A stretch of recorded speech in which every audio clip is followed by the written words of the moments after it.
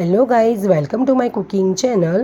આજે મારે સવારે 2 બાઉલ જેટલો મેંગો જ્યુસ પડ્યો રહ્યો હતો, તો સાંજે મેં તે મેંગો જ્યુસનો યુઝ કરીને મેંગો ફ્રૂટી બનાવી છે. તો મેંગો ફ્રૂટી કેવી રીતના બનાવીશું તે આજે આપણે સ્ટેપ બાય સ્ટેપ શીખીશું. તો એના માટે 2 બાઉલ મેંગો જ્યુસ જોઈશે, એક મીડિયમ સાઇઝની કાચી કેરી સુધારેલી જોઈશે, અડધો બાઉલ શુગર જોઈશે.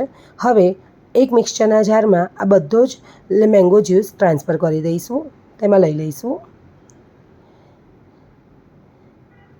તેમાં આપણે જે સુધારીને કાચી કેરી લીધેલી છે તેને પણ એડ કરી દઈશું.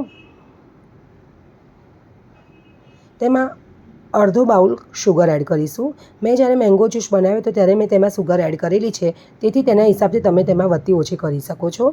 હવે તેને મિક્સચર જારને બંધ કરીને તેને ક્રશ કરી લઈશું. હવે એક પેનમાં આપણે આ જે મિક્સચર હતું તેને આપણે એડ કરી દઈશું.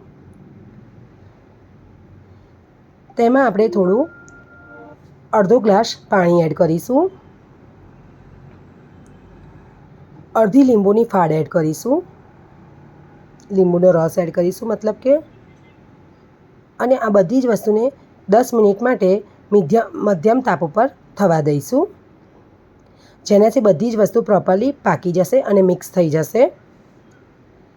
તમને મારી રેસીપી કેવી લાગી છે તે કોમેન્ટ્સ બોક્સમાં જરૂરથી જણાવશો, અને જો રેસીપી ગમે તો તમારા ફ્રેન્ડ્સ અને ફેમિલી સાથે જરૂરથી શેર કરશો.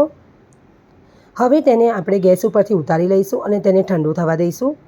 હવે આ મિશ્રણને આપણે એક ગળણીની મદદથી ગાળી લઈશું, એટલે કે જે એમાંથી જે એક્સ્ટ્રા રેસાને એ હોય તે બધું તેમાંથી નીકળી જશે. હજી થોડો પલ્પ થોડું આપણને જાડું લાગે છે, તેથી થોડું પાણી એડ કરી દઈશું અને પ્રોપરલી બધું મિક્સ કરી લઈશું. તો તૈયાર છે આપણો મેંગો ફ્રૂટી. તેને આપણે ગ્લાસમાં સર્વ કરી દઈશું. બાય.